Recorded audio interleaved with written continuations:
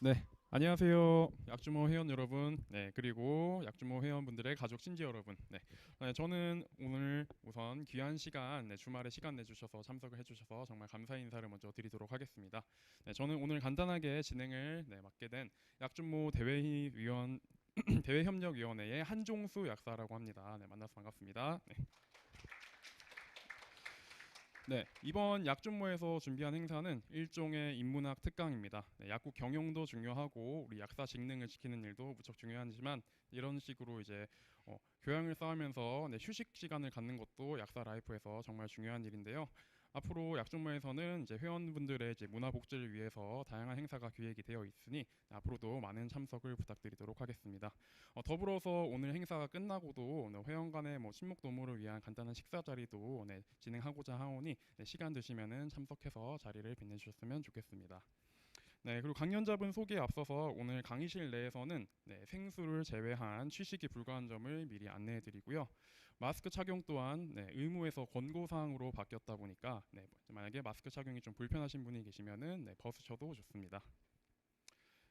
이제 오늘 특강을 진행해 주실 강연자분을 이제 소개해 드리려고 합니다. 최근 TVN 어쩌다 어른이라는 프로그램에서 마약류에 대한 위험성을 경고해 주시면서 화제가 되셨던 분이죠. 서울대학대에서 약품화학 박사를 하셨고 현재는 국립경상대에서 학과장과 부학부장을 맡고 계신 의학화학자 백승만 교수님입니다. 교수님께서는 의약품 개발의 과거와 현재를 한 권에 담아서 접집필하신 분자 조각가들이라는 교양 서적을 쓰셨고요. 오늘은 분자 조각가와 신약의 연금술이라는 주제로 강의를 해주실 예정입니다. 그럼 백승만 교수님을 앞으로 모시도록 하겠습니다. 박수로 환영 부탁드립니다.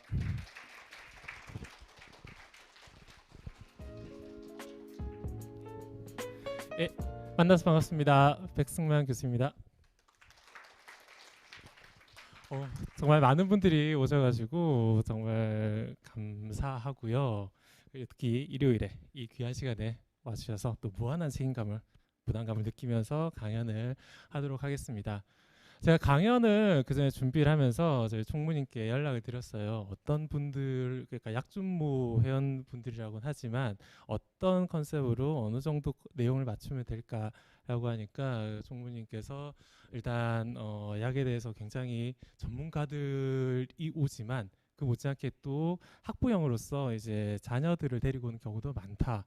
그러므로 스펙트럼을 넓을 것이다. 그러면서 약에 대해서 아주 깊이 있는 내용을 다뤄주지만 동시에 또 약사들이 멋있게 보여야 된다. 그리고 재미있는 내용을 해달라고 주문을 주셨습니다.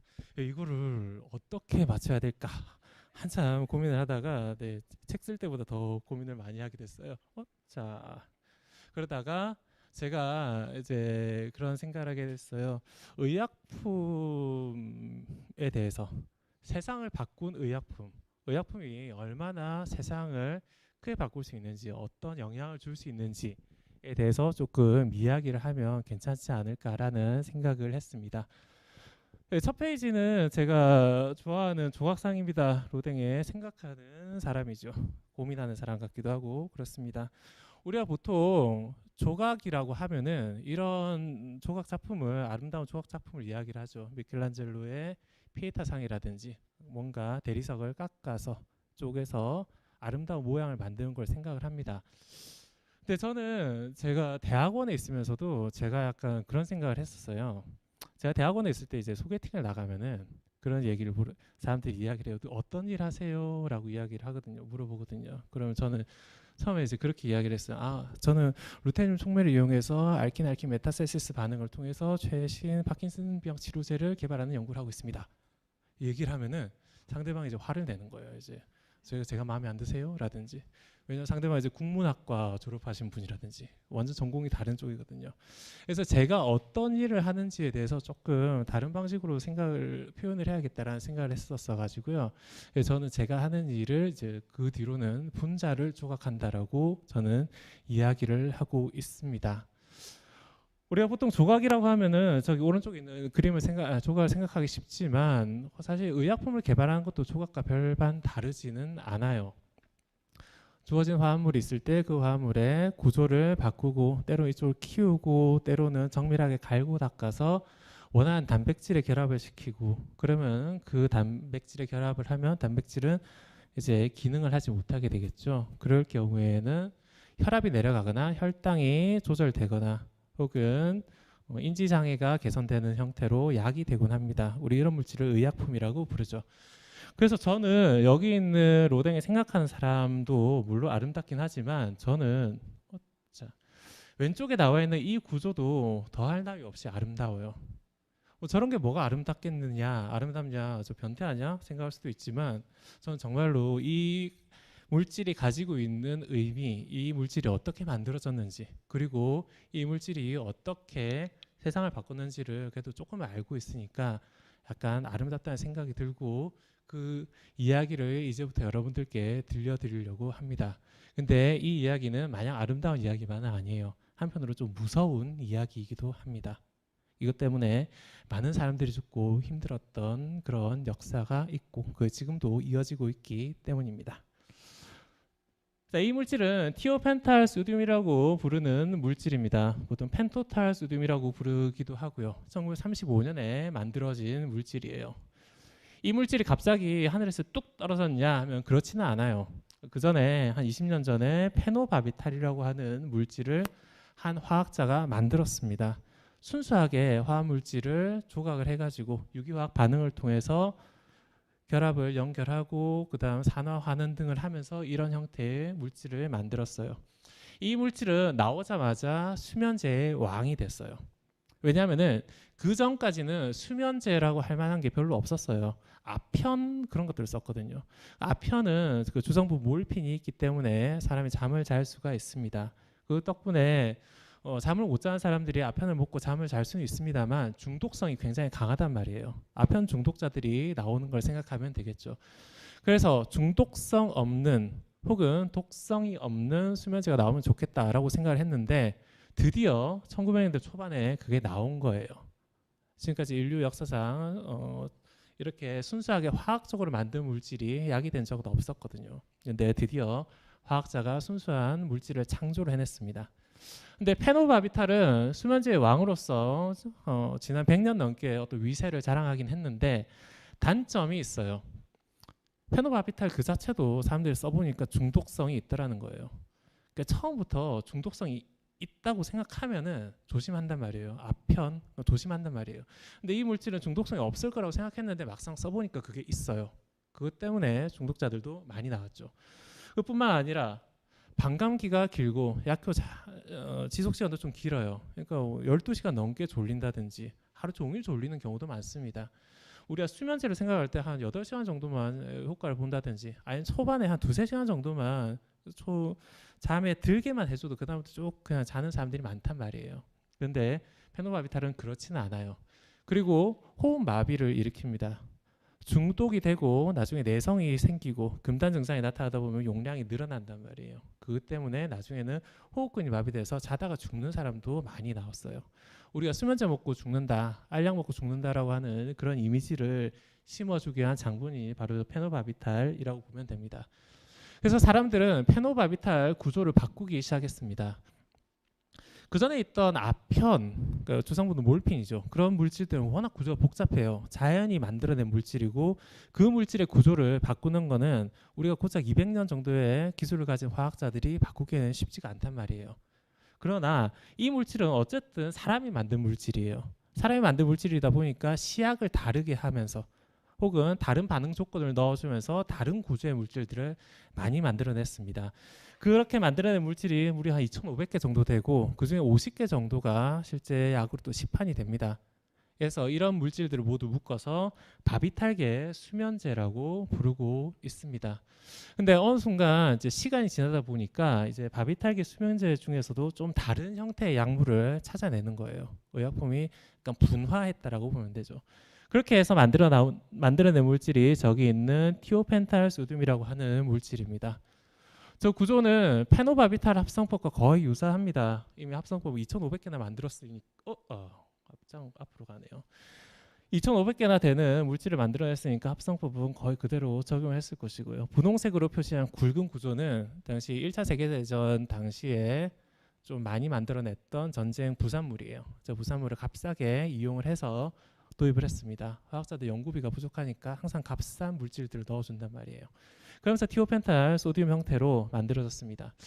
자, 저 물질은 주사제예요. 저 물질이 그때 생긴 모양을 보면은 대략 이렇게 생겼어요. 1935년에 시판이 됐는데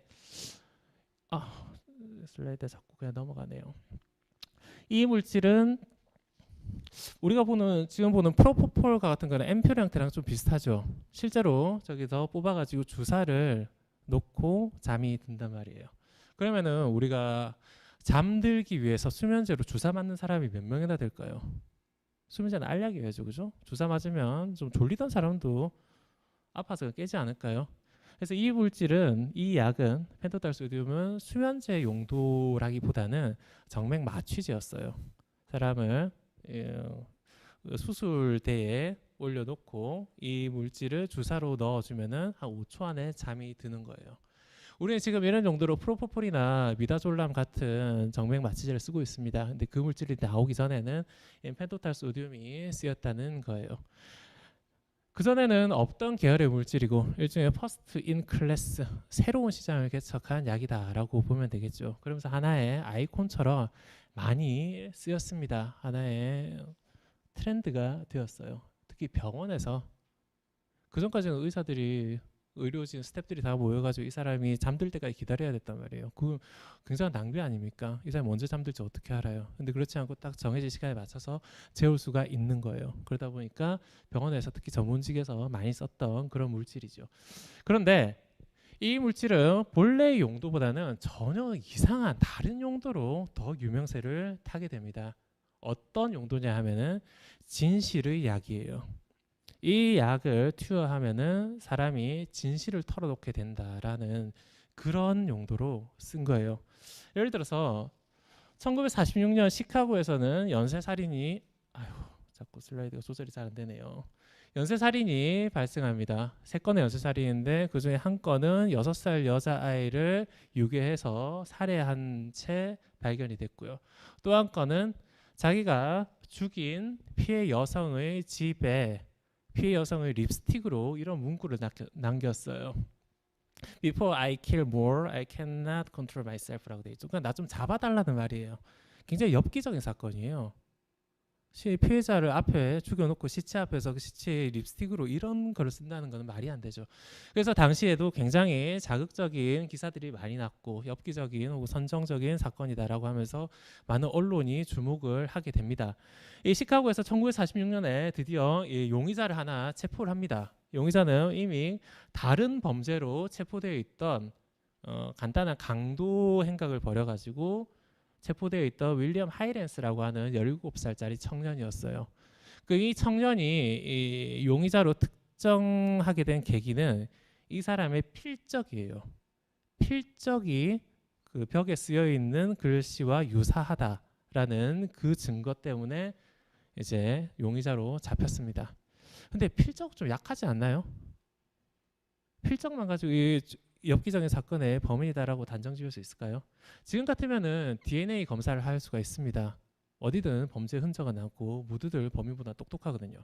그런데 1946년에는 DNA 이중나선 구조가 나오기 전이에요. 이중나선 구조가 제시된 게 1953년이란 말이에요. 그러면은 DNA 감정을 못 하겠죠? 다른 뭐 혈흔이라든지 그런 건 하나도 없어요.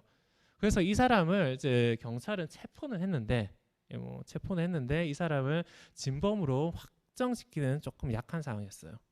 그래서 증거를 찾기 위해서 추가를 하기 위해서 이 사람을 신문을 합니다. 신문을 하고 이 사람을 묶어놓고서 잠들기 전까지 이 사이오펜탈소디움을 넣어준 거예요.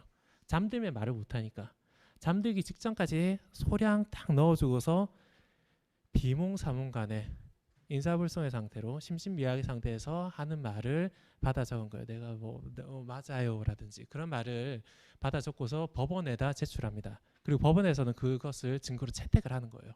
그래서 결국 이 사람은 진범으로 형을 선고받고 83세를 일기로 감옥에서 죽었어요. 평생 감옥에서 갇혀 있어야 했습니다. 나중에 이 사람은 이야기를 합니다. 감옥에서 나는 그 경찰의 회유와 압박에 넘어가서 사인했을 뿐이고 나는 실제 진범이 아니다.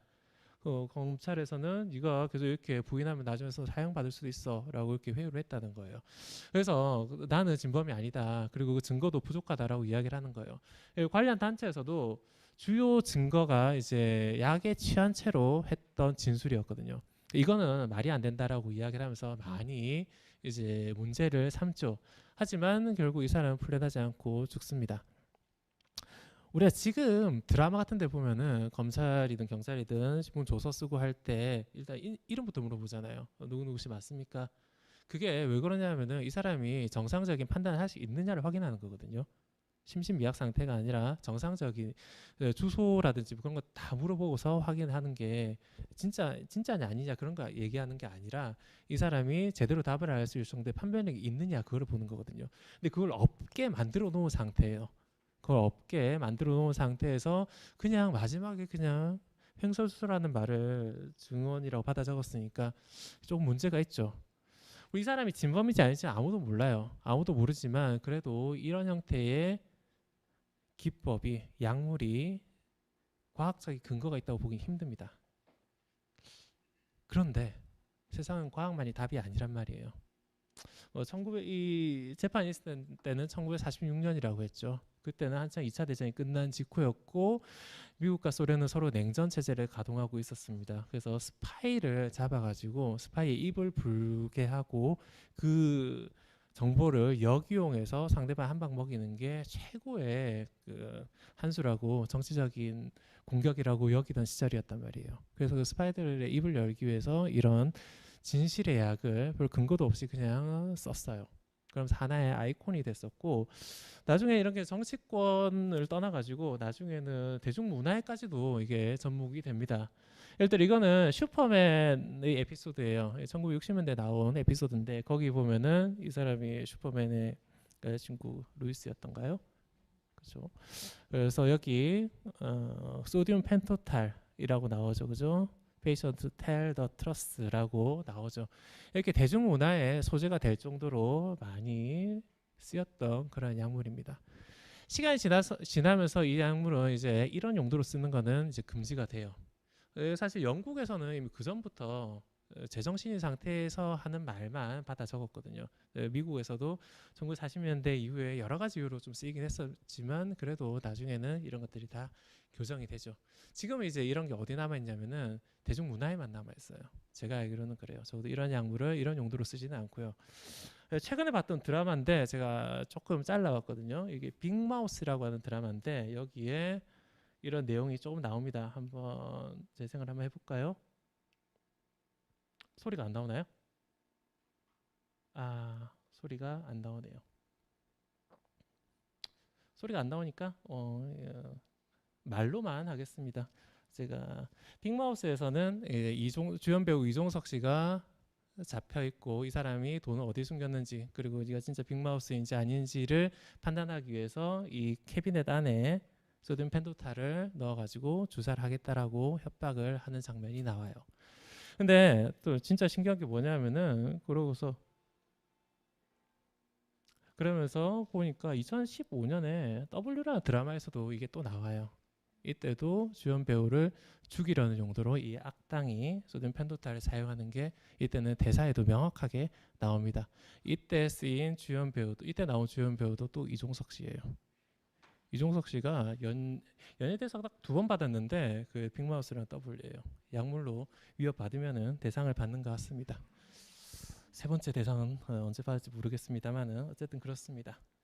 근데 마지막에 W에서 나올 때는 이제 이종석 씨에게 입을 열게 하려는 용도는 아니고요. 죽이려는 용도예요. 그러면서 나중에 그런 대사를 하거든요. 우리 대표님 약물 과다로 죽게 할 수는 없지라고 이야기를 한단 말이에요. 그게 소듐 펜토탈은 진실의 약으로도 쓰이지만 사람 죽이는 용도로도 또 많이 쓰였어요. 이거는 미국 일부 주에서 시행하는 사형 집행 방법입니다. 사람을 고통 없이 목숨을 뺏게 하는 것 되게 힘들거든요. 아무도 죽어본 사람 없잖아요. 그러니까 사형이 판결은 굉장히 잔혹한 결정이잖아요. 그 잔혹한 결정을 하고 집행을 할 때만은 그래도 자비를 베풀고 싶은 게 아마 모든 사람들이 생각하는 걸 텐데 어떻게 하면 고통 없이 죽일 수 있을까? 사람들이 막 연구를 하면서 뭐 정기적인 자극을 가하기도 하고 교수형에 처하기도 하고 총살시키기도 하고 그랬는데 한동안 이렇게 약물을 이용해서 사람을 죽이기도 했단 말입니다. 먹고 놓고서 제일 먼저 들어가는 게 소듐 사이오펜탈이에요. 이때는 이제 수면제 용도로 쓰죠. 수면제 용도로 정맥 마취로는 잠들고 그다음 어떤 통증도 느끼지 못할 거야라는 그런 상태를 만들죠. 그다음 두 번째 넣어주는 게 판키로니움 브로마이드라고 하는 근육 마비제예요. 호흡근이 마비되면서 결국 질식하게 되는 것이죠. 이때를 넘겨서도 살아남는 사람이 있을까봐 그 다음에는 포타슘 클로라이드를 과량으로 넣어줍니다. 이러면 심장 세포가 제대로 수축을 하지 못한단 말이에요. 그러면 심장 마비로 죽게 되죠. 근데 첫 번째 소듐 사이오펜탈 단계에서 죽는 사람들도 많아요. 약물 자체가 이제 호흡근을 마비시키는 역할도 있기 때문에 이런 용도로 사용을 하곤 했었죠. 그리고 사이오펜탈뿐만 아니라 바비탈계 수면제 때문에 죽는 사람들도 너무 많은 거예요. 이게 영국에서 나오는 자료인데요. 1904년부터 이제 바비탈계 수면제가 시판이 됐는데 나중에 기하급수적으로 쭉 올라가는 것을 알 수 있죠. 이게 무슨 비트코인도 아니고 갑자기 수치가 확 늘어났어요. 자살하는 사람, 뭐 사고사하는 사람 등등의 수치가 확 늘어났고 영국뿐만 아니라 미국에도 마찬가지입니다. 예, 제가 숫자를 못 외워서 이건 다 써왔는데요. 같이 한번 읽어볼게요. 1936년에는 바비탈계 수면제가 전 세계에서 한 100톤 정도 생산이 됐는데 10년 정도 지나니까 2배로 늘어나요. 그 다음에 또 10년 지나니까 또 2배로 늘어나죠. 바비탈계 수면제 보통 지금 권장하는 양이 이제 수면제마다 구체적인 양마다 조금씩 다르긴 한데 30mg에서 많아도 200mg 못 넘게 하거든요. 0.2g이에요. 근데 이거 톤이에요. 단위가 계산이 안 되죠. 전 미국인이 약을 1년 내내 쓸 수 있을 정도의 양이 이제 생산이 됐습니다. 그만큼 중독자들도 늘어났다는 말이죠. 약을 먹고 수면에 빠지는 사람들이 시간이 지나니까 이 약 없이는 잠을 못 자는 거예요. 지금 우리가 쓰는 수면제들 예를 들어 졸피뎀 같은 경우는 한 달 이내만 처방하도록 이제 가이드라인이 나와 있단 말이에요. 근데 이런 것들은 그런 거 상관없이 쭉 쓴단 말이죠.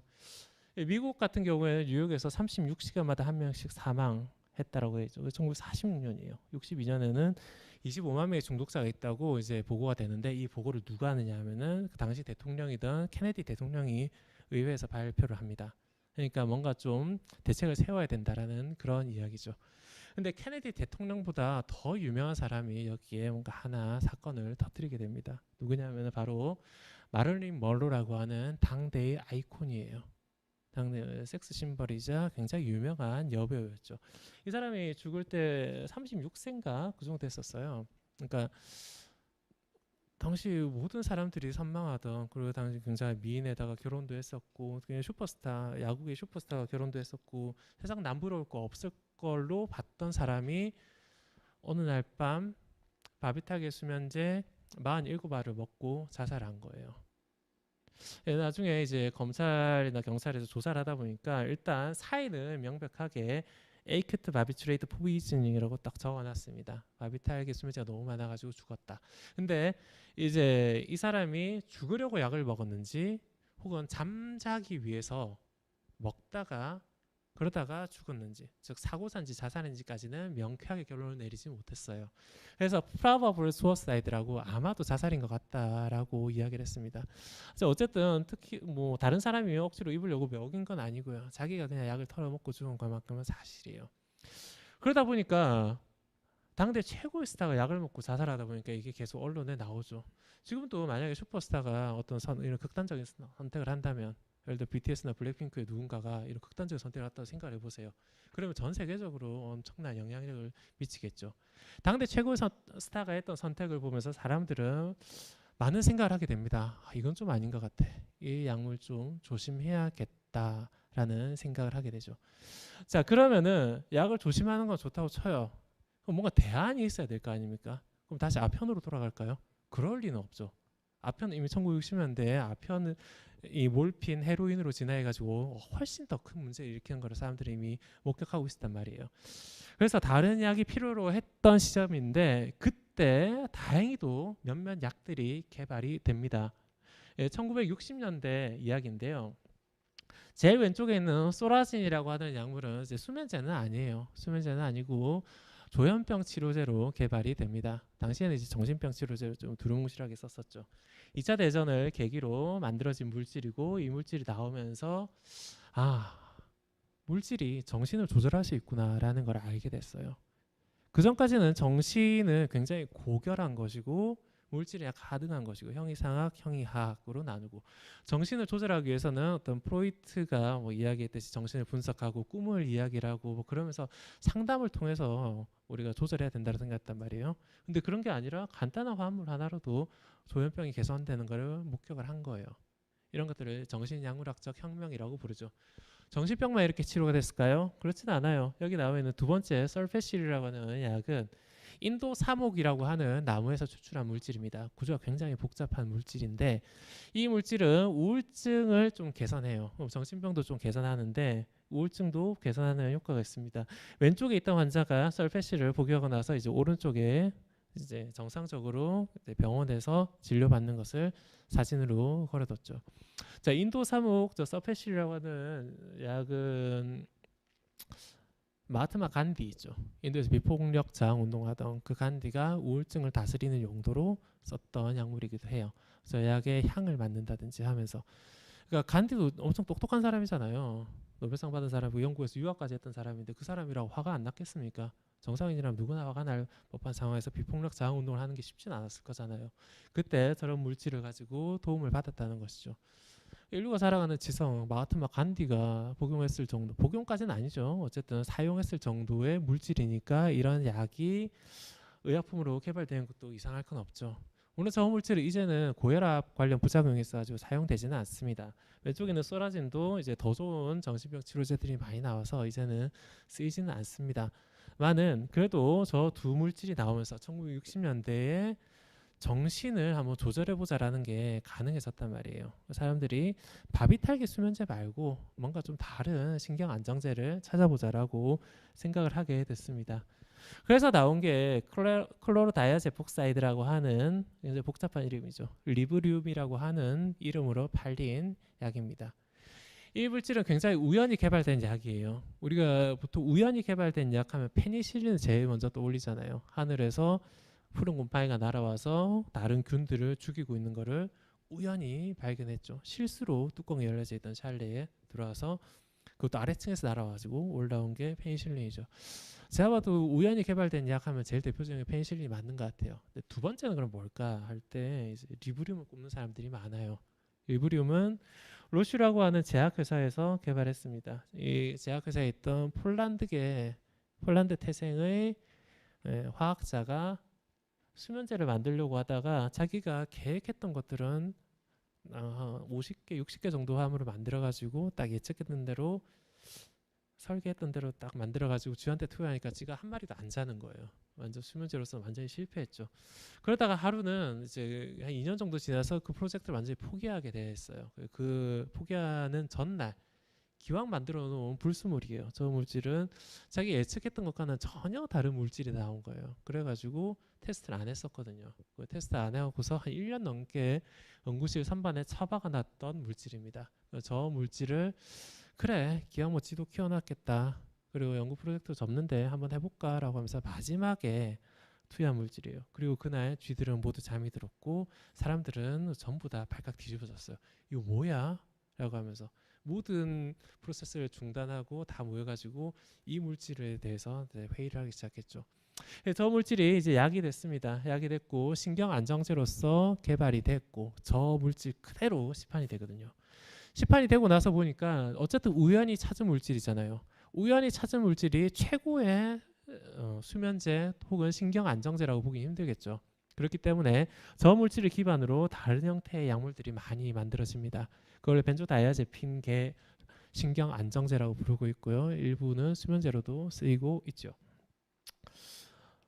자, 그런데 저 물질도 위험한 건 마찬가지예요. 우리가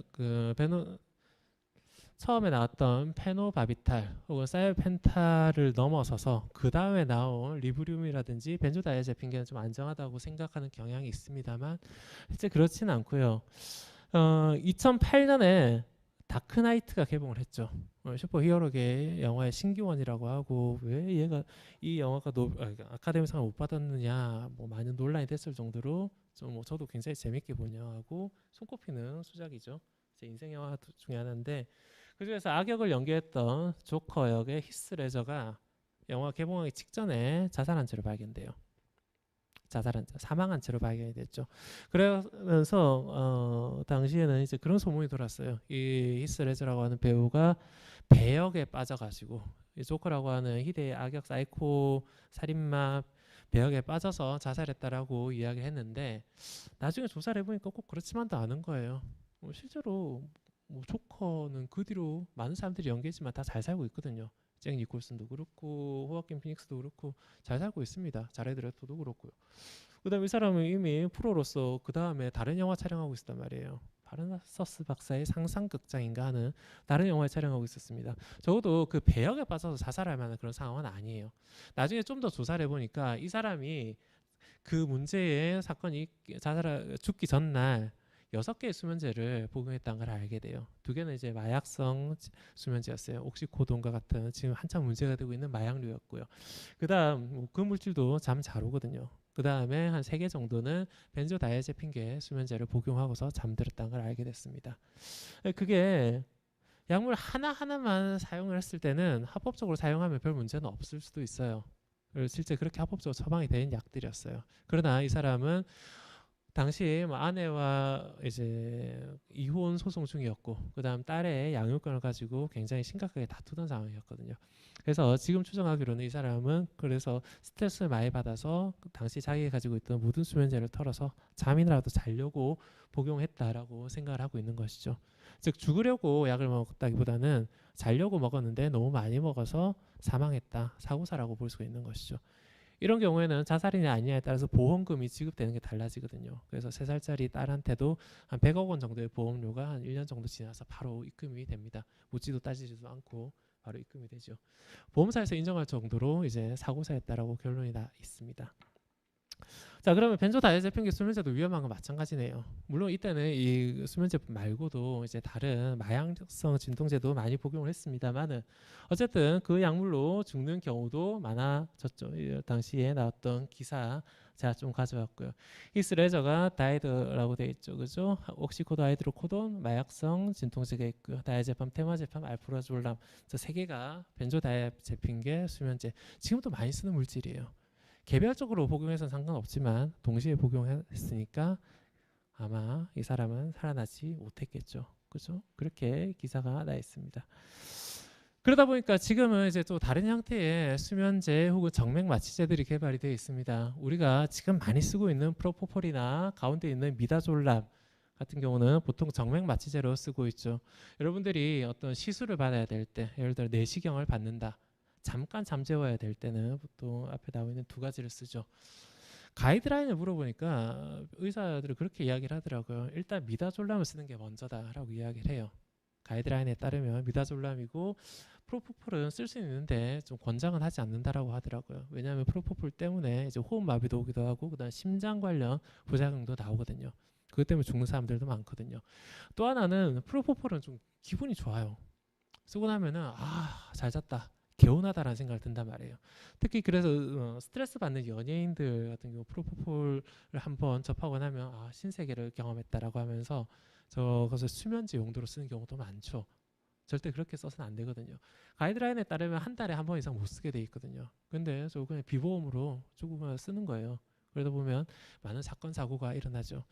근데 어쨌든 프로포폴을 썼을 때 정말 기분이 좋은 거는 어떻게 알 수 있냐면은 제 자위과 교수님 중에 이제 그 스위드에 나오신 교수님도 있거든요. 그분 동물 실험하는 이야기를 들어보면은 프로포폴을 쥐에다가 딱 넣어주면은 쥐들도 웃으면서 잔대요. 그 정도로 쥐도 좋아할 정도의 약물이 프로포폴인 거죠. 미다졸람은 이제 그런 부작용은 좀 덜해요. 그리고 쓰고 나면 약간 불쾌해요. 그러니까 환자들 입장에서 약간 좀 불만이 있는 거예요. 근데 미다졸람은 이제 장점이 뭐냐면은 의식을 좀 가지는 경우들도 있는 거예요. 이게 무슨 말이냐 하면은 시술에 들어갔는데 내시경을 하려고 미다졸람을 맞고서 3초 있다가 잠이 들었다고 생각하지만 잠이 들지 않고 의사와 대화를 하는 거예요. 이쪽인가요? 이쪽인가요? 그런 대화까지도 하면서 의식이 깨어 있는 거예요. 단 시술이 끝나고 나면 기억을 못 해요. 그렇기 때문에 이제 수면하는 경우도 있고 깨어 있다 하더라도 기억을 못하는 경우들도 있는 거예요. 실제 의사와 대화를 하면서 할 수 있는 약물이라고 해서, 그리고 부작용도 좀 적기 때문에 좀 더 많이 쓰는 형태입니다. 정맥 마취제는 저런 약들이 나와 있고, 그다음 수면제로 이제 졸피뎀이라든지 에스초피클론 같은 약물이 이제 거의 대세를 이루고 있죠.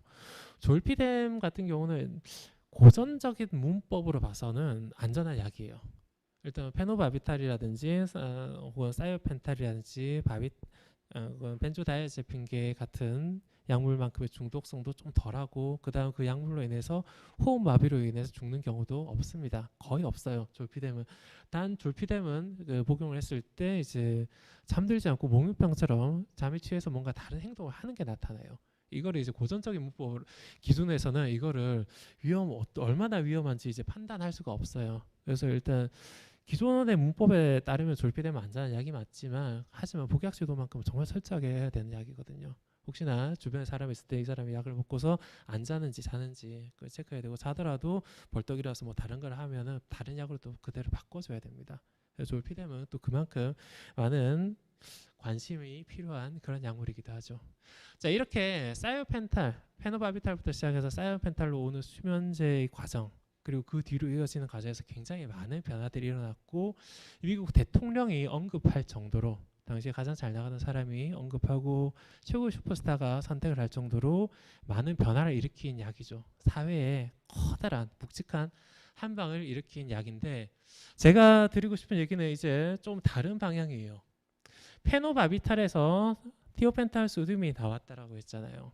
그 과정에서 한 2,500개 정도의 약이 나왔다라고 했는데, 여전히 더 좋은 수면제에 대한 수요가 존재하던 1953년 스위스의 한 제약회사는, 그때 이제 벤조다이아제핀계 나오기 전이거든요. 스위스의 한 제약회사는 글루테치마이드라고 하는 약을 개발합니다. 그 전에 2,500개 정도의 유도체가 나왔을 때는 저 검은색에 나와 있는 구조를 계속 바꿨어요. 근데 사람 생각하는 게 다 거기서 거기거든요. 저 정도 하면 정말 갈 때까지 갔어요. 그래서 이제 좀 더 안전이 획기적인 다른 구조를 넣어보자라고 하면서 글루테치마이드라고 하는 저 붉은색 골격을 도입했습니다. 그래서 도리데린이라고 이름을 붙이고 시판을 합니다. 실제로 당시 판매가 됐었고요. 치바라고 하는 스위스계, 지금은 노바티스로 바뀐 그 제약회사에서 판매를 했습니다만 그다지 임팩트는 주지 못했어요. 저도 저 약을 아는 사람을, 글루테치마이드 혹시 들어보셨냐고 얘기를 주변 사람들한테 이야기를 해보면은 약물학 교수님 알고 계세요. 그 교과서에 조금 나오긴 한다. 그래도 임팩트가 크진 않다라고 이야기를 합니다. 근데 그렇지 않고서는 크게 존재감을 떨친 약물은 아닌데, 문제는 저 약물이 나오고 나서 다른 약물이 나온 거예요. 저것이 마치 수학 문제를 칠 때는 어떤 보조선처럼 중간 경유지가 되면서 전혀 다른 물질이 나왔습니다. 저 붉은색 골격을 그대로 유지하면서 검은색을 완전히 다르게 바꿔버렸어요. 저 약물이 어떤 약물인지 혹시 아시는 분이 있나요? 뭔가 비슷한 소리가, 비슷한 얘기. 그렇죠. 책을 읽으신 분은 그래도 조금 알 수 있을 것 같아요. 이 약물이 탈리도마이드입니다. 탈리도마이드는 의약품 역사상 최악의 스캔들이었거든요. 가장 큰 약화 사고였단 말이에요. 1957년 독일의 한 제약회사 그린엔탈이라고 하는 제약회사에서 개발을 했습니다. 처음에는 항경련제로 개발했다가 나중에 진정제로 바뀌었고, 그다음 수면제로 바뀌었어요. 근데 수면제로 바뀌었는데 저 약물 때문에 뭐 중독을 일으키는 사람도 없고 호흡마비 일으키는 사람도 없어요. 드디어 우리가 찾던 바비탈을 넘어서는 안전한 수면제가 나왔다라고 생각을 했습니다. 그리고 저 약물을 쓰다 보니까 임산부한테 썼을 때 역시 진정 효과가 나타나는 거예요. 입덧이 개선이 됐다는 거죠. 1957년이면은 피임약이 개발되기 전이에요. 최초의 피임약이 1960년에 개발이 됩니다. 뭐 다른 용도로 쓰인 거는 1957년부터 쓰였고요. 60년에 합법적으로 승인이 났습니다. 그러면은 그때 피임약이 제대로 알려지기 전 사람들은 많은 아이를 낳고 있었고, 산모들은 임신을 한 채로 일을 해야 하던 그런 시절이었어요. 딴 거보다 우리 1960년대 생각해 보면 알 수 있지 않습니까? 그러다 보니까 입덧을 줄여주는 물질이 나왔다고, 그거 괜찮은데 나도 일 좀 하자라고 하면서 저런 약을 많이 복용을 했죠. 독일에서는 1960년에 판매 기록 보면 한 2등까지 올랐어요. 1등이 아스피린이고 2등이 탈리도마이드예요. 그러나 그렇게 한 3, 4년 정도 쭉 팔리다가 사태를 파악을 해보니까 대략 한 40개국 이상에서 12,000명 정도의 기형아가 양산된 것을 알 수 있었어요. 팔다리가 제대로 자라나지 못한 것이죠. 그나마 이 경우는 출산이 된 경우예요. 출산되지 않고 사산된 경우는 셀 수도 없어요. 제대로 자료조차 남아있지 않습니다.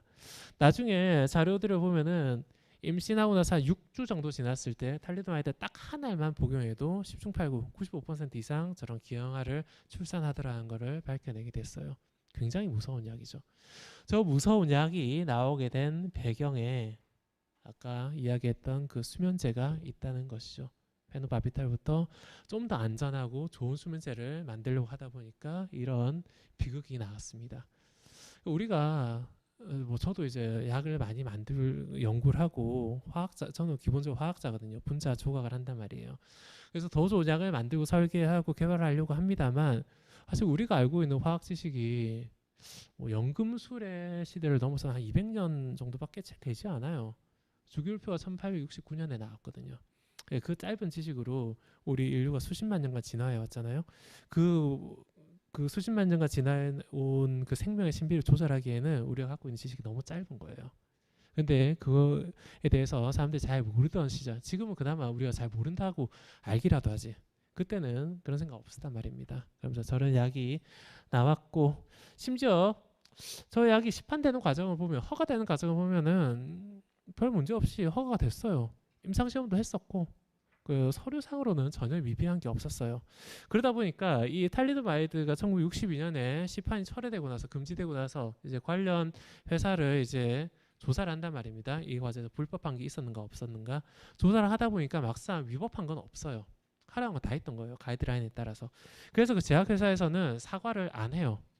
유감이다 그 정도로 표현을 하고 그 다음에 보상금 정도 줍니다. 배상은 아니고 피해 보상 정도 주고 법원에 따라 배상금과 좀 의미가 다르잖아요. 벌금은 내지는 않는 거예요. 자, 대신에 유족들에게 보상 형태로 주죠. 그러다가 나중에 결국 사과를 한 게 언제냐면 2012년이에요. 50년이 지났어요. 50년이 지나서. 50년이 지났다는 얘기는 당시 탈리도마이드가 개발되는 과정에서 그 주역으로 활동했던 사람들은 이미 다 은퇴한 뒤에요. 우리는 이제 모르겠다. 남의 일이다라고 생각할 때쯤 그린엔탈에서 망한 것도 아니거든요. 아직도 잘 살아 있거든요. 그래서 50년 정도 지나 사과를 했으니까 이걸 좀 어떻게 판단해야 될까요? 진정성을 저는 보지는 못하겠어요. 사실 말해서.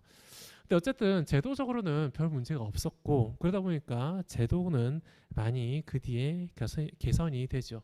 좀 더 안전한 약을 만들기 위해서 불순물을 없애고 처음에는 거부상 이성질제 때문에 이런 문제가 생겼다라고 생각했거든요. 그래서 불순물 없이 잘 만들기 위해서 화학 기술도 많이 개발이 됩니다. 노벨상도 많이 나왔어요. 근데 지금은 좀 다른 이유로 설명을 하고 있고요. 그다음 미국에서는 이 탈리도마이드의 승인을 이 사람이 막았어요. 왼쪽에 있던 여자분 프란세스 켈시 여사라고 하는 식약처 심의관이 승인을 보류하고 있었어요. 1년에 걸쳐서 6번이나 승인을 보류를 했습니다. 왜 그런가 보면은 당시 그린엔탈 회사에서 탈리도마이드 승인 받을 때 보면은 동물 실험을 완벽하게 했고요. 그러나 기형아 검사는 하지 않았어요. 당시에 약물이 태반을 통과한다라는 것에 대해서 사람들은 그럴 리가 없다라고 생각하고 있었거든요. 근데 일부 학자들은 몇몇 실험을 통해서 동물한테서 실험했을 때 태반을 통과하는 약물도 있다는 걸 알고 있었어요. 그리고 이분도 그걸 알고 있었어요. 그 자료들을 자기도 봤었고 연구에도 좀 참여를 했었단 말이에요. 그래서 탈리도마이드가 태반을 통과하면 어떻게 되지? 임산부들이 먹는 약인데 어떻게 되지? 좀 위험한 거 아닌가? 라는 생각을 하면서 추가적인 실험을 요구를 했어요. 그런데 회사에서는 무슨 소리냐? 우리는 할 거 다 해놨다. 우리는 하라는 대로 다 했고 다른 나라에서 다 승인했는데 왜 당신만 안 하느냐라고 이야기를 하고 전방에 걸쳐 로비를 하고 있었습니다. 근데 이 사람은 꿋꿋이 의지를 가지고서 그것을 딱 막고 있었던 것이죠. 나중에 문제가 불거지면서 시판은 철회가 됐고 회사에서도 승인해달라고 돼서 요청했던 거는 이제 없던 일로 되돌렸죠. 그러다 보니까 국민적 영웅으로서 추앙받고 있죠. 대통령한테서 직접 상을 받는 식약처 심의관, 우리가 쉽게 상상하기 힘든 그런 모습이죠. 역사로 남아 있습니다. 자, 그러면은 그 뒤로 탈리도마이드는 어떻게 됐을까요? 1962년 이후로 시판이 철회됐으니까 완전히 이 세상에서 사라졌을까요? 그렇지는 않아요. 일단 나병 치료제로서 이 약이 다시 재조명이 됩니다. 시판이 철회되고 나서 3년 뒤 1965년 이스라엘에서 한 의사가, 예루살렘에서 있던 한 의사가 나병 환자를 좀 치료하고 싶었어요. 나병 환자 같은 경우에는 기본적으로 감염병이에요. 근데 이게 감염균을 죽이기 위해서 면역 체계가 활발하게 작동하면서 이와 같은 부작용이 나타나는 거예요. 면역 체계가 정상적인 세포까지도 문제를 일으키는 겁니다. 이걸 나성결절 홍반이라고 해요. 엄청 가려워요. 나중에 잠도 못 자죠. 그래서 이 의사 같은 경우에는 이 환자를 좀 잠이라도 재우고 싶었어요. 그럼 어떻게 재우지? 바베탈기 수면제는 약간 좀 무섭고, 그러다 보니까 1962년에 시판이 철회되긴 했지만 그래도 병원에는 있던 이 약물 탈리도마이드에 주목을 한 거예요. 물론 임산부한테 복용하면 심각한 문제가 될 수 있습니다만 임산부가 아니면 괜찮지 않을까요? 장기 복용하면 또 문제가 될 수도 있습니다만 그래도 잠깐이나 잠재우는 용도로 쓸 수 있지 않을까요? 그렇죠. 효과만큼은 끝내주는 약이 탈리도마이드란 말이에요. 그러다 보니까 이 약을 투여를 했는데 단순히 잠 잘 잔 걸 떠나가지고 이런 나성결절 홍반이 줄어든 거를 관찰하는 거예요. 그러면서 체내 면역 과정을 줄여주네 라고 하면서 보고를 하고 그 뒤로 한 20년 정도 연구를 거쳐가지고 굉장히 오랜 연구를 거쳤어요. 그러면서 시판이 됩니다. 나병 치료제로서 시판이 됐고, 나병은 지금은 이제 후진국형 질병으로 많이 분류를 하고 있죠. 우리나라도 예전에는 이제 한센병이라 그러죠. 이 병이 있어가지고 소록도 등에서 모여 살기도 했었고 굉장히 많이 이슈가 됐습니다만 지금 우리나라에서 크게 문제가 되지는 않아요. 하지만 인도나 브라질이라든지 마다가스카르 같은 비교적 붉은색으로 표시한 지역에서는 그래도 매년 10만 명 이상이 감염되는 질병입니다. 그래서 이런 질병, 항균제를 이용해서 항생제를 이용해서 근본적인 치료를 하는 것도 괜찮지만 이 약이 보급이 원활하지 않을 경우에는 탈리도마이드 같은 약물을 이용해서 면역 과정을 떨어뜨리고 증상을 개선하는 용도로도 쓸 수 있어요. 그러나 탈리도마이드의 진짜 변신은 그게 아니에요. 나병 치료제라고 해도 그 존재감이 좀 약하잖아요. 탈리도마이드 관련 약물을 제가 하나 가져왔는데 저 6번째에 있는 레블리미드라고 하는 약입니다. 저 약이 매출액이 2021년 자료인데 전 세계 6등이에요. 한 15조 원 정도 팔린 약물입니다. 완전한 블록버스터가 된 거죠. 참고로 2021년 세계 매출 순위 1등이 코로나 백신이에요.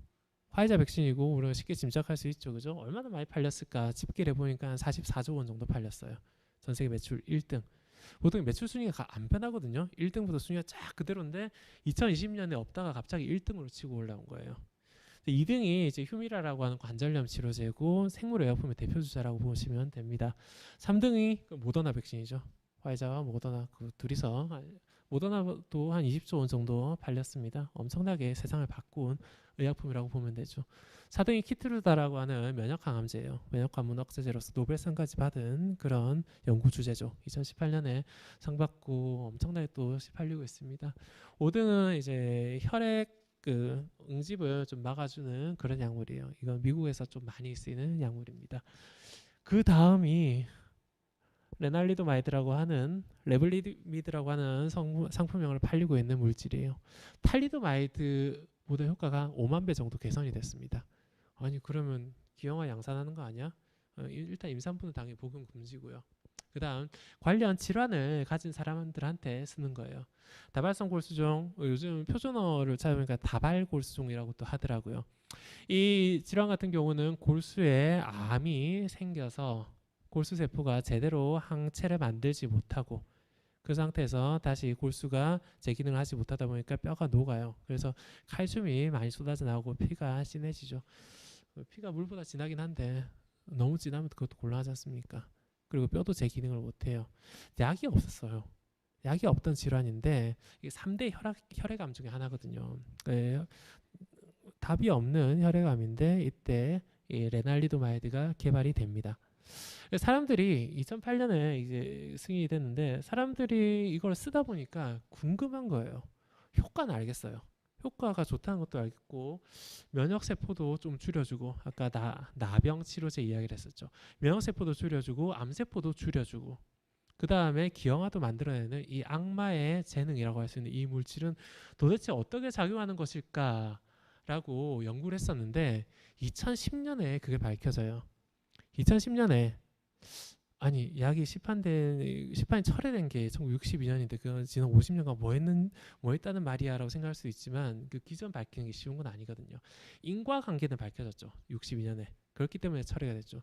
그러나 분자적인 기전 메커니즘이라 그러죠. 그런 것들은 굉장히 오랜 시간이 지나서 밝혀진단 말입니다. 찾아내고 보니까 탈리도마이드가 단백질 분해 시스템을 가져오는 거예요.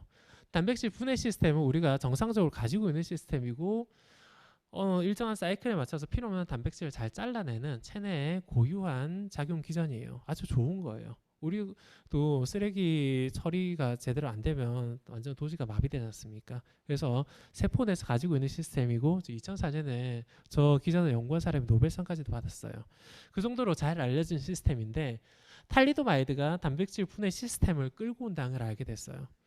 그러면서 분해되지 않아야 될 단백질들이 분해된다는 걸 알게 된 거예요. 그러다 보니까 기형아들도 나왔죠. 분해되지 않고서 혈관이 잘 자라가지고 그러면서 팔다리가 만들어져야 되는데 그게 안 되는 거예요. 그러다 보니 혈관들이 안 자라나니까 조직이 자라나지 못하고 그래서 그런 탈리도마이드 베이비가 나왔고 세포 분화가 활발한 조직이 꼭 신생아만 있는 건 아니거든요. 암 조직도 그렇고요. 면역 세포도 그렇죠. 그러다 보니까 나병 치료제도 쓸 수 있고 항암 제로도 쓸 수 있구나라는 걸 알게 됐죠. 근데 이런 것들을 알게 되니까 사람들이 이제는 좀 다른 접근을 하고 있어요. 탈리도마이드가 뭔가 단백질을 분해한다면은 탈리도마이드 옆에 다른 약물을 연결해 버리는 거예요. 화학적으로 뭔가 연결하는 건 화학자들이 맨날 하는 일이에요. 탄소 연결 반응 같은 거 정말 많이 하거든요. 그래서 적당한 길이에 탄소를 연결하고 고리를 연결하고 그 다음에 기존에 있던 약물을 화학적으로 연결해 버리면은 약물은 아무것도 모른 채 원래 자기가 결합하던 나쁜 단백질을 가져올 겁니다. 붙어 있을 거예요. 우리는 항상 그렇게 약을 만들었단 말이에요. 단백질과 결합을 해서 단백질이 기능을 못하게 하는 게 목표였단 말이에요. 그게 지난 200년간의 의약품 개발 패러다임이었어요. 그러니까 만약에 나쁜 단백질이 200개가 있다고 한다면은 약물도 200개가 있어야 돼요. 결합을 하고 있어야 되죠. 떨어져 나가면 나쁜 단백질은 다시 나쁜 짓을 할 거예요. 그러면 혈압이 올라가든가 혈당이 올라가든가 고지혈증이 나온다든가 그러겠죠.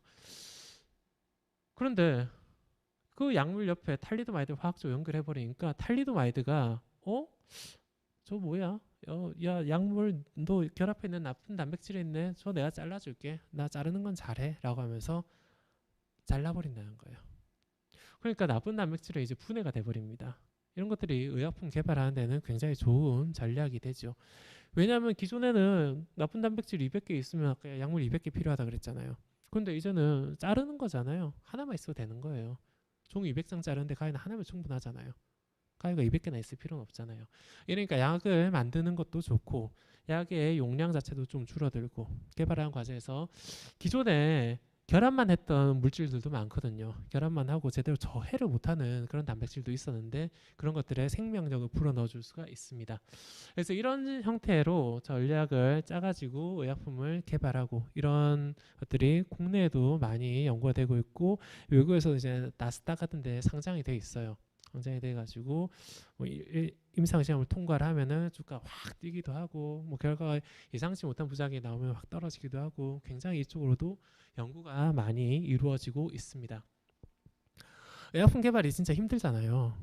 전부 다 아실 거라고 생각해요. 여기 계신 분들은. 아까 이야기했듯이 워낙 힘들기 때문에 10년 이상 기간이 걸리기도 하고 수조 원이 돈이 들죠. 그렇기 때문에 의약품 개발하면은 뭔가 대박이 나기도 하죠. 아까 이야기했듯이 코로나 백신 가지고 40조 이상의 매출을 거두기도 하죠. 하지만 그렇지 않고 좀 쪽박이 나는 경우도 많습니다. 그래서 많은 사람들이 의약품을 잘 개발하려고 하는데 그 과정에서 화합물을 많이 만드는 것도 바비탈기 수면제도 그렇고요. 그렇게 많이 만드는 것도 중요하긴 한데 화학적인 인사이트가 있어가지고 새로운 전략을 시도해 볼 수도 있는 것이죠. 방금 말씀드렸던 단백분해 전략은 바로 그런 좋은 예라고 생각을 합니다. 이게 제가 가지고 온 마지막 슬라이드예요. 이거는 영국의 박물관에 가보면은 자연사 박물관인가 뭐 그랬던 것 같아요. 대형 박물관이었습니다. 가보면은 1층에 딱 현관 입구에 사람이 태어나서 평생 먹는 약을 전시를 해놨어요. 엄청 많아요. 이게 지금 끝이 잘려서 다 보이지도 않거든요. 저도 실제로 가서 봤는데 너무 길어가지고 사진으로 담을 엄두도 나진 않습니다.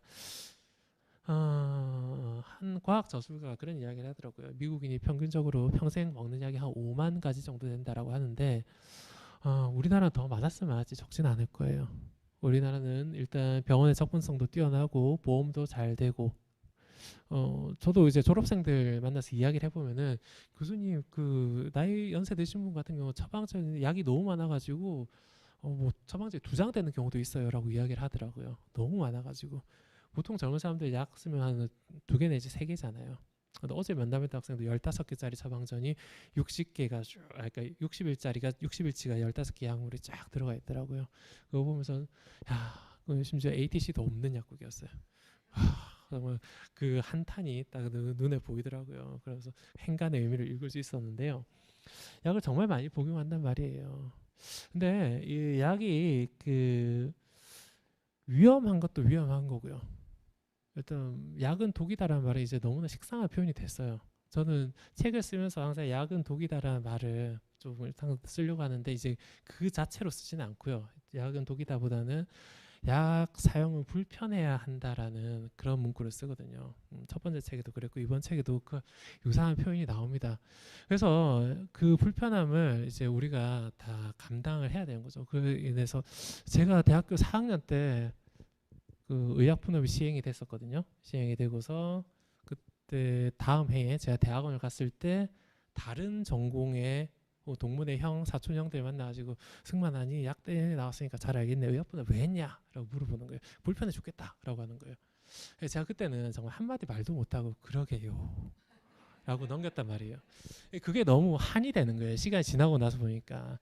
그때 형한테 형 그 의약품 함부로 쓰면 안 돼 라고 이야기라도 했어야 되는데 일부러 불편하게 만든 거예요 라고 이야기를 했어야 되는데 그러지 못한 게 한이 돼서 약간 시간이 지나서 20년이 지나서 책에 소심하게 쓰고 있습니다.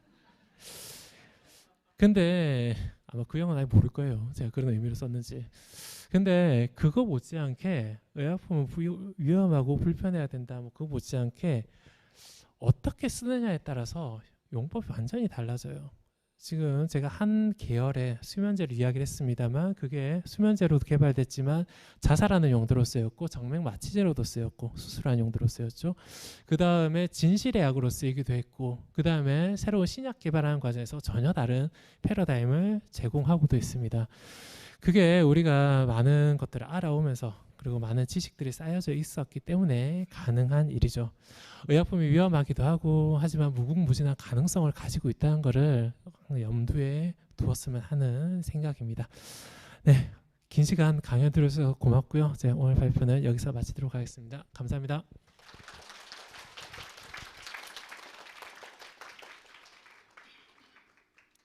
혹시 궁금하신 내용 있나요?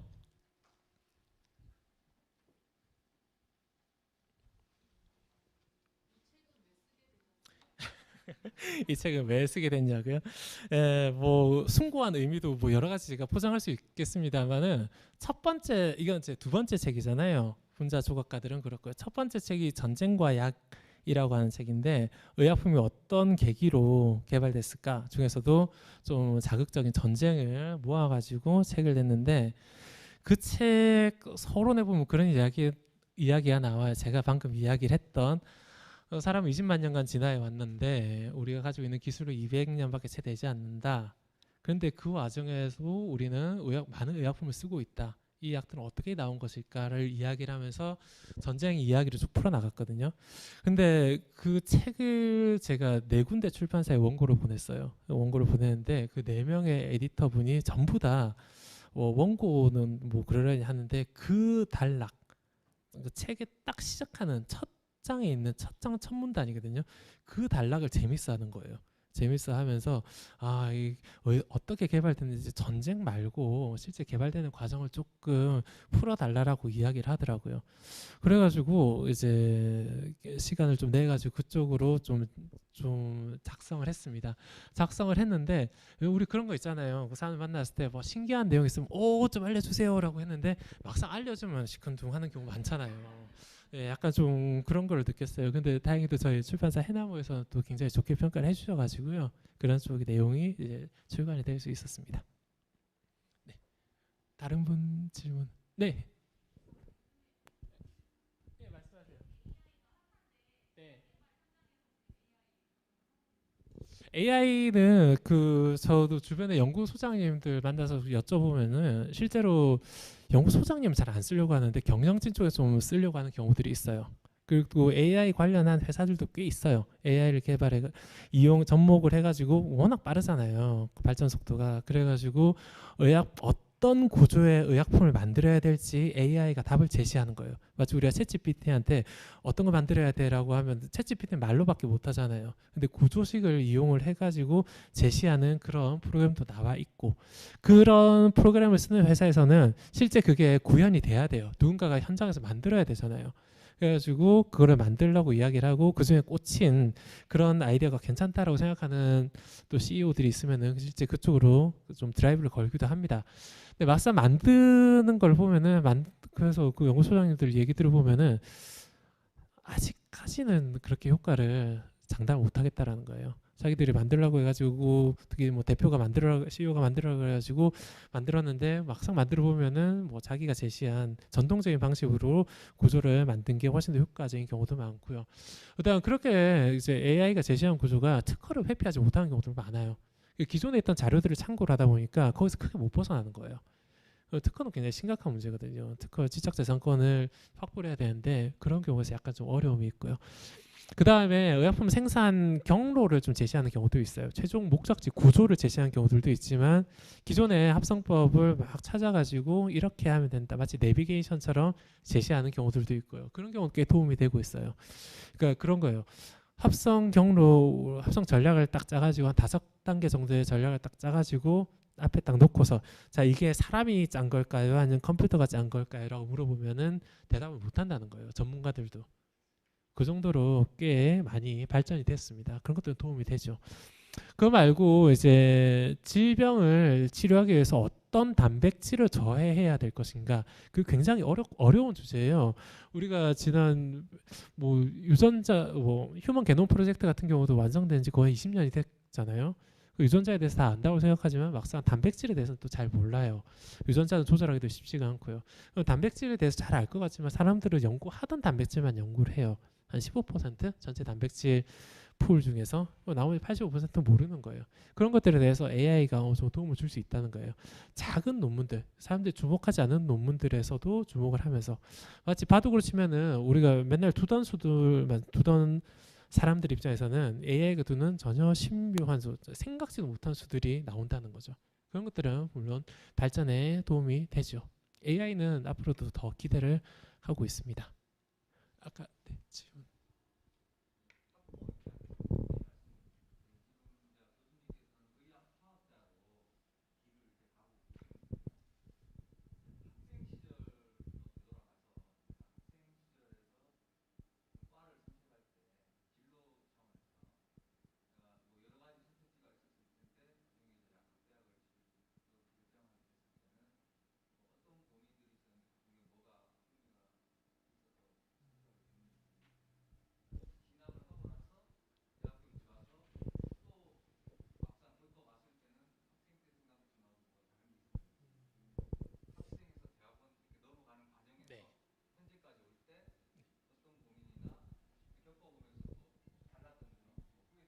네. 네. 예, 고등학교에서 대학생 갈 때, 혹은 대학에서 대학원 갈 때를 나눠서 제가 말씀드리자면은 사실 고등학교에서 대학 갈 때는 크게 뭐 생각은 없었어요. 그 생각은 없었고요. 그때 저는 그때는 약대 입학 성적이 이렇게 막 좋지 않았던 시절이었거든요. 그때는 이제 공대 중위권인가 비슷하던 시절이었어요. 그 기록 남아 있으니까 그랬고요. 저는 이상하게 공대나 자연대는 좀 안 내켰었거든요. 아주 어렸을 때는 약간 뭐 그런 쪽에서 생각했었습니다만 고등학교 갈 때는 공대 자연대 별 생각은 없었고 의대가 크게 흥미는 없었고요. 근데 저희 고등학교 선배 중에 한 명이 약대를 가신 분이 있었어요. 그러면서 아 남자도 약대를 가는구나 라는 생각을 하면서 약대에 좀 관심을 가졌습니다. 그래서 저는 들어가면은 어떤 내용이 펼쳐질까에 대해서 생각해 본 적은 별로 없었어요. 그냥 점수에 맞춰서 갔다라고 생각한 게 솔직히 제 생각이고요. 사실이고요. 들어가서 보니까 화학 쪽이 너무 재밌는 거예요. 고등학교 때도 물론 화학을 배우긴 했지만 별 재미는 없었거든요. 근데 막상 가보니까 이게 정말 조각한다는 걸 이제 그때는 전혀 생각도 못했던 시절인데 지금 생각해 보면은 이렇게 뭐 이런 걸 짜가지고 퍼즐 맞추듯이 구조를 만들고 하는 게 꽤 재밌구나라는 생각을 하게 됐습니다. 그러면서 그렇게 대학원을 갔었고요. 근데 막상 가보니까 조각을 하고 그런 거는 뭐 좋긴 한데 생각보다 힘들더라고요. 그게 굉장히 오랜 시간이 걸리고 하려고 했는데 잘 안 되고 그 눈에 보이지 않는 물질을 순수하게 아이디어만 가지고 화학적인 방법으로 해야 되는 거거든요. 그 힘들어서 조금 고생도 했었죠. 특히 초반에는 고생을 많이 했었고요. 근데 시간이 지나면서는 어떻게 뭔가 좀 트렌드랑 맞아가지고 저랑도 좀 맞아가지고 그렇게 쭉 이어질 수가 있었습니다. 네, 답이 됐나요? 네, 다른 질문. 네.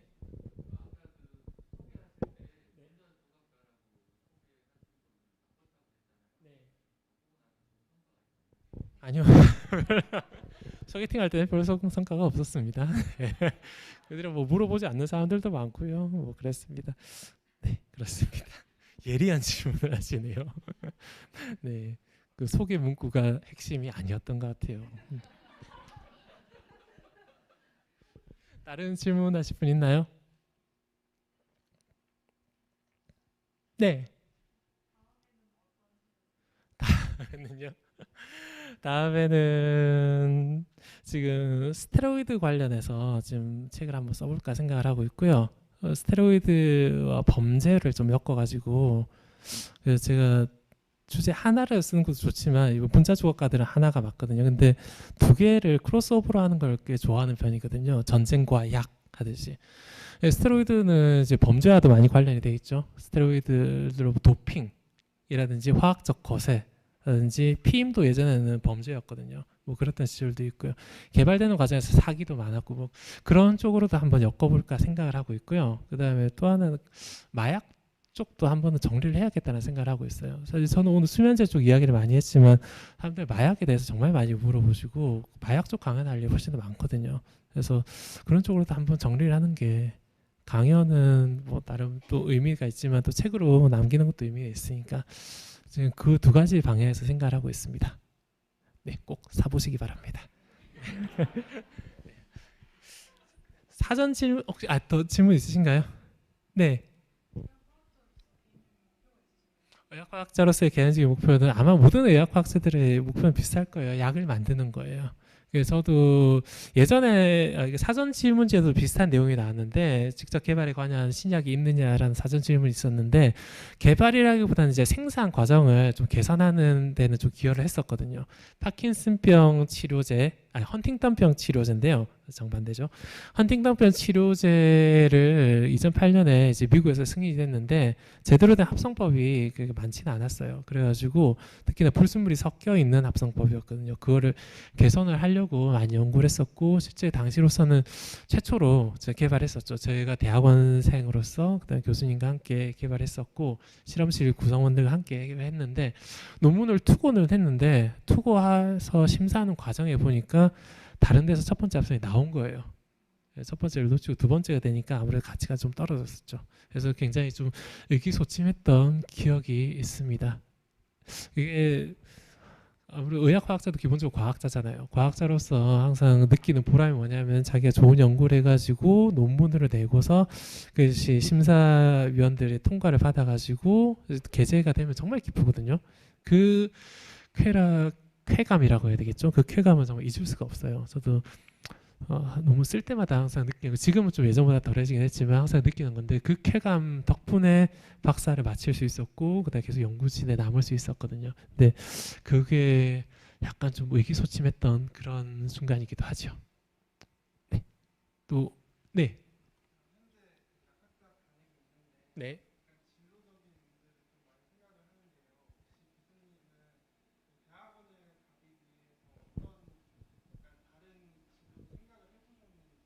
음, 저는 대학원을 가는 거는 좀 기본적으로 가야겠다는 생각을 했고요. 저는 가서는 회사를 갈까 아니면 계속 학계에 남을까는 좀 고민을 했었어요.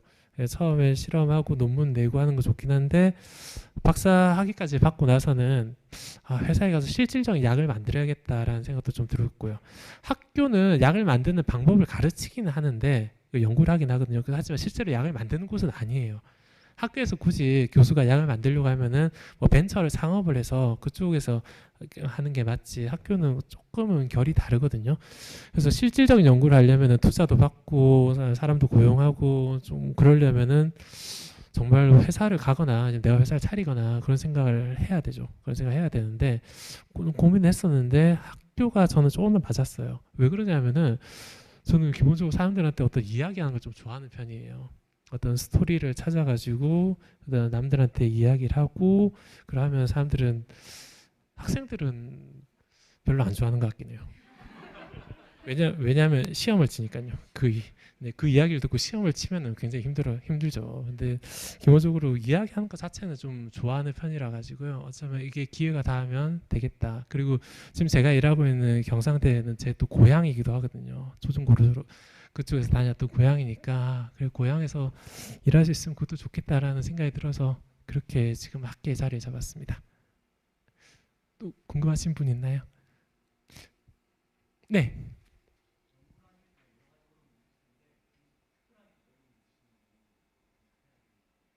특별한 어려움이 있느냐고요? 연구할 때 어려움요? 연구할 때는 항상 어렵죠. 일단 연구비 따는 것부터 어렵고요. 그다음에 제가 아이디어를 내 가지고 막 실험을 하는데 누군가 결과를 내는 경우도 있고요. 항상 그런 것들은 경쟁 관계예요. 경쟁 관계다 보니까 남들이 안 할 것 같은 연구를 하면은 또 그게 또 논문이 안 되는 경우도 많거든요. 항상 연구비라든지 그다음에 그런 남들이 안 하는 연구를 하면 제자를 나중에 취업시키는 것도 힘들어요. 제자들은 회사를 가려면 남들이 하려는 걸 해야 되거든요. 그러다 보니까 항상 그런 쪽에서 딜레마가 항상 있습니다. 저는요. 궁금하신 분 있나요? 네.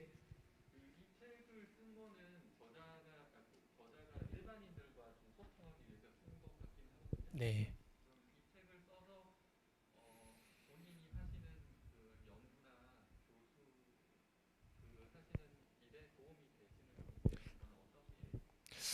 제 연구랑은 크게 관련된 건 없어요. 제 연구는 아니고요. 이건 정말 사람들에게 좀 이야기를 들려드리고 싶다라는 그런 생각이었어요. 저는 이거를 이쪽 분야에서 신약 개발과 관련한 책들이 뭐 없지는 않은데 비교적 좀 적은 편이고요. 과학 분야 베스트셀러 보면 대부분 우주나 물리 그쪽이에요. 그래서 화학 쪽에도 뭔가 좀 책이 있으면 좋겠다.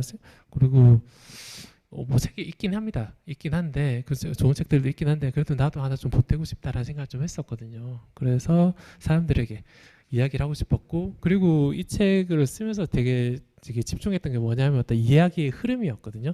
사람들이 생각이 여기에서 여기로 넘어가고 여기로 넘어가고 여기로 넘어가고 합리적인 어떤 흐름이 있단 말이죠. 과학자들도 뭐 이상한 사람들이 아니라 그냥 일상적인 똑같은 사람들이거든요. 그렇기 때문에 우리가 어떻게 고민하고 어떻게 풀어나가고 어떤 변수가 있어서 어떤 사고를 치고 어떻게 수습했는지 그런 것들 일종의 뒷담화라고 할 수 있는 거죠. 그거 보면 재밌잖아요. 보면은 그래서 그런 이야기를 좀 들려드리고 싶었어요. 네, 그런 약간 소개 차원에서 약간 이야기를 들려드리는 차원이었고 연구에는 전혀 도움이 되지 않습니다. 네. 다른 궁금하신 분? 네.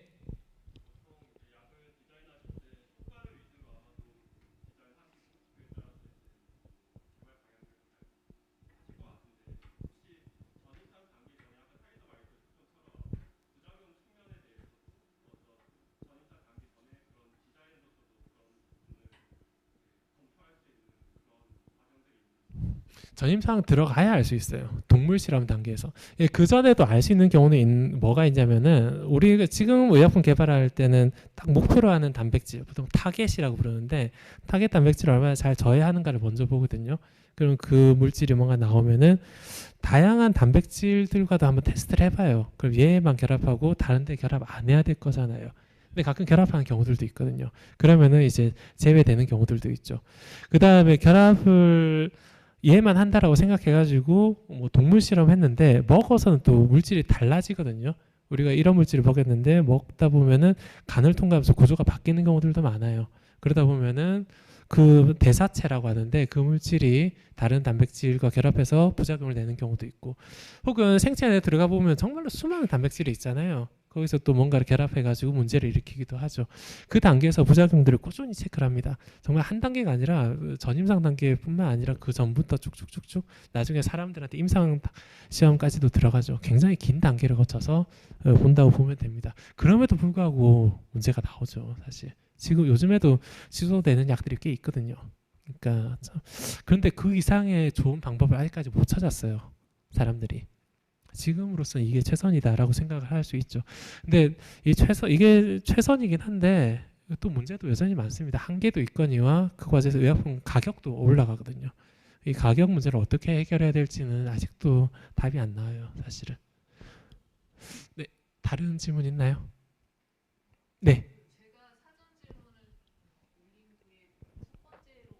네. 네. 네.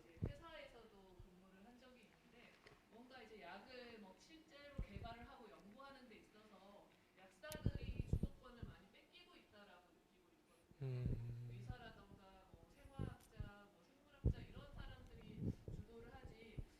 네.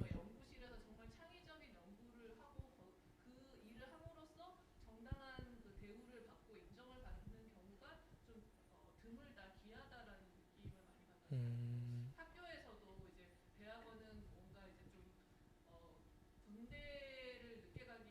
음, 음,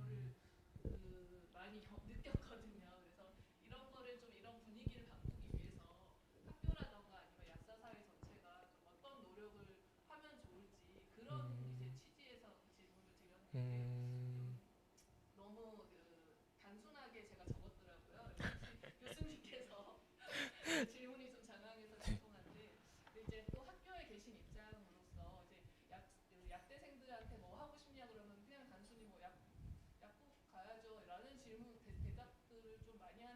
음, 네.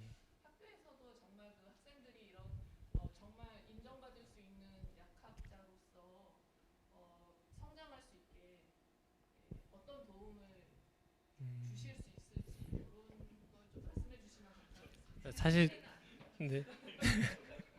사실 사전 질문지에서 봤거든요. 보고서 이 질문 빼고 싶다 생각했었는데 왜냐면 너무 광범위한 질문이기도 하고, 약사 일단 제일 먼저 주도권을 뺏기고 있다라고 말씀하셨는데, 신약 개발은 약사들만 하는 건 아니거든요. 화학자나 생물학자, 의사들 다 하고 있는데 사실 그분들이 열심히 하는 거는 저는 보기 좋아요. 굳이 꼭 약사가 주도권을 잡아야겠다는 생각은 하나도 안 하고 있고요. 그분들 정말 훌륭한 분들이거든요. 그래서 그분들이 어쨌든 좋은 약 만들기만 하면 저는 박수 치곤 합니다. 저는 좋고요. 여기에 이제 약사가 그래도 우리도 하고 싶다라고 다 하는 것도 뭐 물론 굉장히 좋은 일이죠. 그러면은 약대생이 졸업을 해서 대학원을 가고 아니면은 바로 회사로 취업해서 가서 일을 하는 것도 좋긴 한데, 그러기 위해서는 이제 어떻게 해야 될까라는 질문이잖아요. 굉장히 많은 여러 가지 관점을 생각을 해야 되는데 지금은 일단 졸업 연령 자체가 좀 늦어지기도 했어요. 아무래도 지금 이제 피트 졸업하고 체제로 바뀌다 보니까 평균적으로 졸업하는 학생들이 막 20대 후반, 30대 초반이거든요. 그때 제약회사로 들어가니까 일단 아무래도 그럴 유인 자체가 좀 적죠. 그 의지를 가지고 가는 학생들도 있어요. 가는 학생들도 있지만 막상 그때 가보면 신입사원 연봉 받거든요. 그건 뭐 어쩔 수 없는 거잖아요. 그러다 보면 아무래도 좀 비교가 되잖아요. 그러다 보니까 조금 학생들을 그 회사나 개발 쪽으로 보내기도 좀 어려운 면도 있어요. 학생들 선택도 잘 이해는 되거든요. 이거를 그러면은 개선하려면 어떻게 해야 될까? 여러 가지 관점에 접근해야 되는데 요즘 저한테 이제 외국에서도 이제 대학원 오겠다라고 연락 온 학생들 보면은 뭐 나이대가 거의 2001년생 막 그러거든요. 그러니까 22, 23 그 정도에 졸업을 해가지고 좀 더 전문적인 기술을 배우곤 하거든요. 이런 거 보니까 우리도 좀 더 빨리 졸업하면 좋겠다는 생각 좀 들어요. 이게 약대 6년제랑은 좀 배치되는 그런 이야기일 수도 있습니다만 좀 다른 관점에서 이제 뭐 트랙을 개설한다든지 연구 쪽 트랙을 한다든지 학석 연계를 한다든지 학석박 연계를 한다든지 같은 제도들이 좀 더 정착이 됐으면 하는 그런 생각이 좀 있어요. 그거는 아마 제도적인 문제니까 가능하지 않을까라는 생각이 들고요. 그래서 경상대도 그렇고 다른 일부 약대들도 많이 그런 것도 연구를 하고 있어요. 적용하는 곳들도 있고요. 그 다음에 연구비 같은 경우도 좀 저는 이제 10년이 지났으니까 이야기를 할 수 있는데 신임 교수님 같은 경우 들어가서 연구비 따기 정말 힘들거든요. 요즘 세상에는 정말 연구비 얼마 전에 연구비 발표난 거 보니까 액수가 확 줄어가지고 경쟁률이 막 10%도 안 되고 그 전까지 50% 되던 게 10%도 안 되고 막 그러더라고요. 선정률이. 그래가지고 신인 교수들이 와가지고 연구비 따느라고 너무 정신 없어요. 그런 거 보니까 좀 안타깝기도 하고 이런 것들은 정부에서 하다못해 임용된 지 한 3년 정도 된 교수 이내의 교수들한테 조금씩 지원해줘야 되는 거 아닌가라는 생각도 좀 들곤 합니다. 저는 해당 사항이 없으니까 혹시 오해하지 마시고요. 네, 그런 생각이 들곤 합니다. 아까도 말씀드렸듯이 약대는 약을 직접 만드는 곳은 아니고 만드는 걸 보여주는 곳이라고 있잖아요. 개발한 과정을 교육하는 곳이라고 있잖아요. 그러다 보니까 좀 더 살아있는 연구를 하려면은 아무래도 약대생이 약대에 와가지고 배워서 가면 훨씬 좋겠다 생각을 하거든요.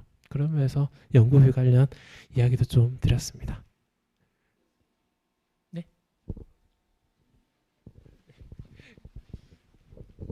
네. 백승만 교수님의 알차고 유익한 강의 너무 잘 들었습니다. 네, 다시 한번 박수 좀 부탁드리겠습니다. 네. 저는 개인적으로 마지막에 해주셨던 이제 의약품은 이제 위험한 것이므로 이제 일부러 불편하게 만들었다는 말씀이 가장 와닿았는데요. 현 세태를 보면 너무 의약품을 이제 경제 논리나 이제 편의성만 중점적으로 바라보는 경향이 있어서 저희 약사들 입장에서는 그런 부분이 조금 안타까운 게 요즘 세태라고 생각합니다. 네, 오늘 행사는 여기까지고요. 교수님의 사인이나 뭐 서명을 받으실 분들은 자리에 남아 계시면 되겠고요. 약준모에서도 이제 회원 친목 식사 자리도 마련하고자 하니까 참석 많이 부탁드리겠습니다. 네, 오늘 와주셔서 감사합니다.